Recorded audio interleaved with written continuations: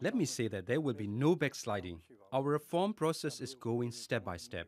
There is no backsliding. We are now on the track towards democracy and going at a steady pace. For all the changes that you've made here, the power that is held by the army remains. Is the army committed to reforms here? Because at the moment it seems like they're not willing to give up their grip on power. It's not true that reforms have been stalled because of the military. The Burmese army does not get involved with political parties and is only concerned with the national interest. They are willing to cooperate with any organization to serve the people. But is the end destination for you the army having no political role here?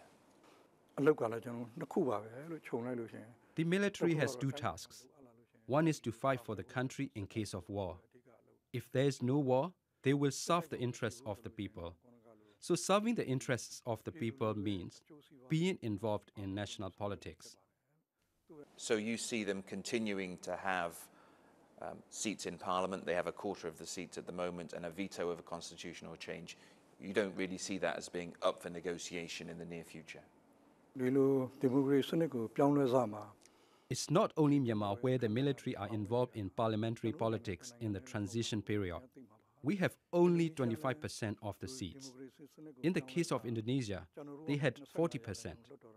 They were able to gradually reduce the involvement of the military from the parliament. It would be rather difficult to give the time frame for reducing this role. But I can assure you that as we mature in democracy in our country, the role of military in parliament will reduce gradually. It will also depend on the will of the people. Aung San Suu Kyi still can't be president of this country because she's got British children.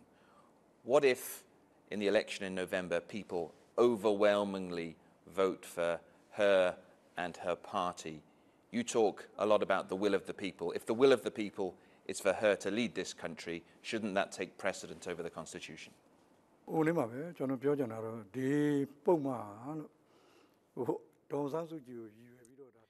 This clause is not meant specifically for Aung San Suu Kyi. In fact, this was already written in the Constitution of 1947 that was drafted at the time of General Aung San, her father. Our country is situated between two populous countries, India and China, so the leaders of our country have always had to safeguard our sovereignty and integrity.